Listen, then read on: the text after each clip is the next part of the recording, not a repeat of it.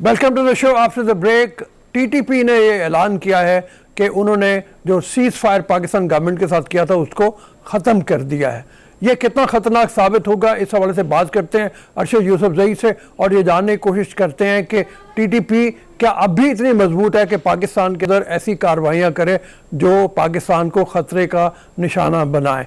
इस सिलसिले में ये भी बात करेंगे कि पाकिस्तान गवर्नमेंट का स्टांस क्या होना चाहिए और क्या तालिबान जो इस वक्त अफगानिस्तान में है वो अब भी उनको स्पॉन्सर करेंगे पिछली गवर्नमेंट की तरह जो अफगानिस्तान में थी, या अब उनसे अलहदगी इख्तियार करेंगे।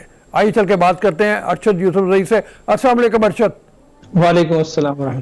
ये जो नूर वली महसूद का बयान है जिसमें उन्होंने कहा कि पाकिस्तान ने ऑनर नहीं किया हमारे जो मुआहदे थे उसके मुताबिक, उन्होंने जिक्र किया कि हमारे लोग नहीं छोड़े गए, जो कार्रवाइयाँ हैं तखरीबकारों के ख़िलाफ़ हम तो यही कहेंगे वो जारी हैं।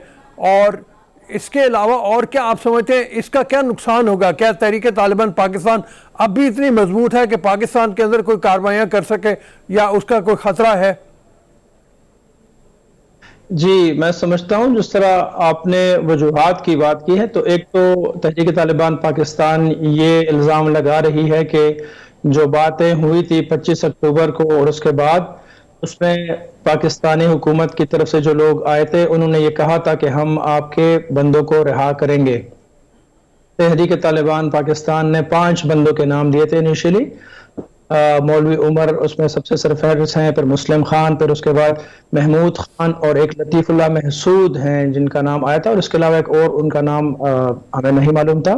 तो ये कहा गया था कि इनको रिहा किया जाए। फिर तहरीक तालिबान ने कहा कि पाकिस्तान ने वादा किया था कि इनको रिहा करेंगे और उनको पेशावर तक लाया गया था लेकिन इनको रिहा नहीं किया। एक उनका ये इल्ज़ाम है। दूसरा इसमें एक ये बात आ रही है कि वो कह रहे हैं कि हमें बताया जाता था कि आप आए मुज़ाकरात के लिए, हमें बैठाया जाता था होस्ट में या दूसरी जगहों पर, और फिर पाकिस्तान की तरफ से जो नुमाइंदे थे वो नहीं आते थे। तो इसका भी उनको एक अफसोस एक किस्म का है। अच्छा, फिर इसके अलावा एक इसका रीज़न ये भी है कि दिसंबर में इन रिहाइयों की बात हुई थी, इन 5 बंदों समेत 102 अफराद की, तालिबान के जो पाकिस्तानी जेलों में हैं। तो दिसंबर है, फिर एपीएस का वाकया हुआ था, तो एक वो भी एक रीज़न है कि रिपरकशंस इसकी बहुत होनी थी पॉलिटिकल, और उसके अलावा लोगों में बहुत गम गुस्सा इस पे होना था। तीसरी जो वजह है अहम वो ये है कि इमारत इस्लामिया की जानिब से जो लोग ये बातें करवा रहे थे, ये बातचीत या पीस प्रोसेस में सरकर्ता लोग थे, वो लोग रिप्लेस हो गए। अफगान तालिबान ने उनकी जगह और लोगों को बिठा दिया मुख्तलिफ पोजीशंस पर। तो जो नए लोग आए हैं वो इस प्रोसेस से इतने फेमिलियर नहीं हैं कि इसको आगे ले जा सके। ये 3 बड़ी वजूहात हैं इसमें। जहां तक बात हो रही है कि क्या तहरीक तालिबान पाकिस्तान की इतनी कैपेसिटी है कि वो पाकिस्तान के अंदर हमले कर सके या जारी रख सके, तो बदकिस्मती से आज भी एक वाकया जो हुआ है टांक में, पोलियो की जो टीम थी उसके साथ 2 सिक्योरिटी एहलकार थे, उनको फायरिंग पे की गई थी। एक उनमें शहीद हुए हैं और एक सख्त जख्मी हैं। तो टीटीपी ने इसका क्लेम किया है कि ये हमने किया है। इस तरह के वाकयात का खदशा अब बढ़ गया है दोबारा, लेकिन मैं समझता हूं कि टीटीपी भी अब इस पोजीशन में नहीं रही है, क्योंकि जाहिर है वो भी काफी अरसे से जो लड़ रहे थे। अच्छा, आपने ये कहा कि जो पोलियो वर्कर्स हैं टांक में उनके ऊपर हमला हुआ और उसको क्लेम किया है टीटीपी ने, इस तरह के वाकयात का खदशा बढ़ गया है, तो लेकिन उसके बावजूद आप ये नहीं समझते कि टीटीपी अब उतनी मजबूत नहीं है? हमारी अस्करी क़यादत ने, अस्करी इदारों ने उनको काफ़ी कमज़ोर कर दिया हुआ है। फिर दूसरी बात ये कि जब अफ़गान तालिबान की तरफ से हम देखें तो पाकिस्तान चूँकि उनके लिए बहुत एक जंग लड़ रहा है, दुनिया भर से उनके लिए इमदाद इकट्ठी करने की कोशिश कर रहा है, तो उनकी वो स्पॉन्सरशिप नहीं रहेगी जो पहली गवर्नमेंट में उनको, अफ़गान गवर्नमेंट में उनको मिली हुई थी। जी, एक इसमें ये बात तो जाहिर है कि टीटीपी के लोग भी अब जंग से तंग आ चुके हैं। जाहिर बात है, इतना अरसा जंग करना किसी के लिए आसान नहीं होता।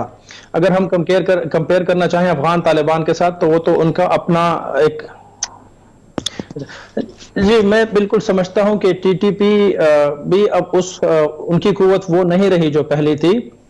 اور ظاہر ہے ان کے بھی جو فائٹرز ہیں وہ بھی تنگ آ چکے ہیں یا وہ بھی تھک چکے ہیں.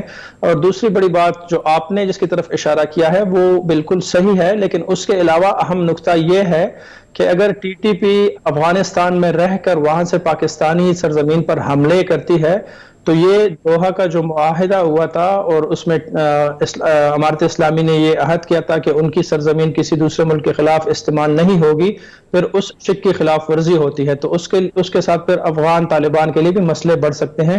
اس لیے اب ٹی ٹی پی یہ بھی نہیں کر سکتی کہ افغان طالبان کو وہ ناراض کریں, کیونکہ اگر وہ ناراض ہوتے تو پھر ان کے لیے وہاں پر رہنا مشکل ہوگا. اس کے علاوہ ایک جو بات ہے وہ ٹی ٹی پی کے لوگوں کی, جس طرح نور علی محسود ان کے جو ہیں امیر ہیں, انہوں نے جو بیان جاری کیا ہے تو اس میں ان کا لہجہ کافی دھیما ہے, کافی نرم ہے. لگتا یہ ہے کہ وہ بھی اب چاہ رہے ہیں کہ مذاکرات جاری رہیں, اور ایک یہ امکان بھی ہے کہ جو لوگ مذاکرات میں شامل تھے, جو تحریک طالبان کے کمانڈر ہیں, ان کے جو امیر ہیں نور علی محسود, اب ان کے انٹرویو سے بھی بظاہر لگتا ہے کہ وہ بھی نرم ہیں, کیونکہ انہوں نے بھی کہا ہے کہ پاکستان کے آئین کچھ شکے جو ہیں جو شریعت سے مخالفت میں ہیں, تضاد میں ہیں, ان کے ساتھ ہمارا رابطہ, ان کے ساتھ ہمارا کوئی وہ نہیں ہے, اس کے خلاف ہیں. تو لگتا یہ ہے کہ وہ بھی چاہتے ہیں کہ مذاکرات جاری رہیں, اور انہوں نے یہ بھی ایک اندیہ دیا ہے کہ جو سیز فائر ہے, فائر بندی ہے, وہ مزید ایکسٹینڈ ہو سکتی ہے. اور میرا بھی یہ خیال ہے کہ جو لوگ اس بات چیت کو آگے بڑھانے کی کوشش کر رہے تھے, جو ثالث تھے امارت اسلامی کے لوگ, وہ بھی مذاکرات کو دوبارہ بحال کرنے کی کوشش کر رہے ہیں. اور یہ بیان آ رہا ہے, یہ خبریں آ رہی ہیں کہ 80% تک کامیابی اس میں ہو چکی ہے کہ دونوں جانبوں کو دوبارہ بٹھایا جائے اور دوبارہ سیز فائر کیا جائے, دوبارہ مذاکرات کو آگے لے جایا جائے. تھینک یو ارشد, آپ نے بڑی تفصیل